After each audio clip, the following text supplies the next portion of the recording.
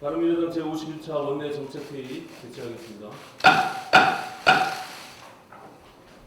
이번 사건은 우발적인 사건이 아니라 중국과 러시아 양국이 사전에 치밀하게 계획한 연합 군사훈련의 일환이었다고 하니 우리나라에 대한 양국의 공격적 행위를 강력히 규탄하지 않을 수 없습니다.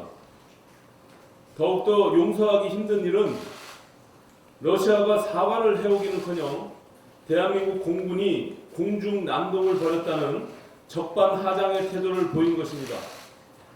중국 또한 방공 식별구역은 영공이 아니라며 국제법을 준수했다고 강변했습니다. 그러나 방공 식별구역에 진입하려면 국제적인 관례에 따라 비행 목적과 비행 경로를 우리나라에 사전 통보했어야 합니다. 중국과 러시아가 연합 군사훈련의 일환으로 이번 사건을 벌였다고 밝힌 이상 이것은 단순히 사과를 받는다고 해서 끝날 문제가 아닙니다. 앞으로도 얼마든지 우리 동해상에서 같은 사건이 계속해서 벌어질 수 있기 때문입니다. 국민의 생명과 직결된 국가 안보는 남의 눈치를 볼 필요가 없이 일단 지키고 봐야 합니다. 정부는 한미연합 대응 체계를 강화하고 군사적 대응 능력을 높이는 데 우선 주력해야 할 것입니다. 아울러 우리 동해상 상공이 주변 강대국들 간 격전의 화약고가 되지 않도록 중국과 러시아를 상대로 한 외교적 우호관계 확대에도 심혈을 기울여야 할 것입니다. 이번 사건의 배경은 동아시아 전체의 군사적 역학관계에 있는 것이기 때문에 그 원인이 전적으로 우리 정부의 안보 무능과 외교 무능에 있다고 평가하는 것은 적절치 않다고 생각합니다. 그러나 문재인 정부의 어리숙하고 위태로운 외교 안보 정책이 국민을 불안하게 해온 것 또한 부인할 수 없는 사실입니다.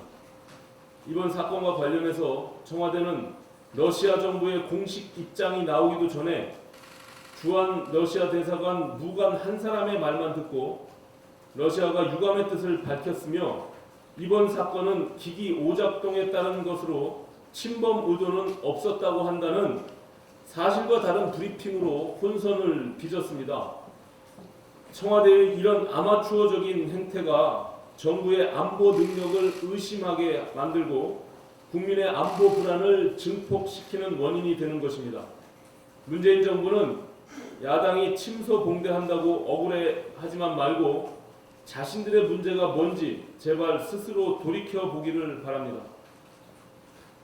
어제 홍남기 경제부총리가 국회를 방문해서 추가 경정 예산안의 조속한 처리를 다시 주문했습니다. 속이 타들어가는 경제부총리의 마음은 이심점심으로 이해하지만 추경안에 관한 한 홍남기 부총리가 설득할 사람은 야당의 원내대표들이 아니라 여당 원내대표입니다. 민주당 이인영 원내대표는 자유한국당이 추경안 처리를 하자고 할 때까지 기다리겠다면서 아예 임시국회 소집을 위한 협의 자체를 하지 않고 있기 때문입니다. 바른미래당은 조속한 시일 내에 임시국회를 열어서 산적한 민생 법안들과 일본의 수출 규제 철회 촉구 결의안을 통과시키고 추경안 심의도 재개하자는 제안을 이미 드린 바가 있습니다. 나라 전체가 내후 외환으로 어지럽습니다. 일본의 경제 보복에 이어 중국과 러시아 전투기의 침범까지 겹치면서 국민들의 불안이 가중되고 있습니다. 이런 와중에 반도체, 디스플레이, 화학 등 분야를 가리지 않고 주요 대기업의 상반기 영업 실적이 급격히 악화됐다는 우울한 소식이 전해지고 있습니다. 지금 여당이 가장 절박하게 해야 할 일은 야당에게 친일파 딱지 붙이는 일이 아니라 임시국회 소집입니다. 다시 한번 촉구합니다. 원포인트 임시국회라도 열 수 있도록 민주당은 임시국회 소집 논의에 적극적으로 나설 것을 다시 한번 촉구하는 바입니다.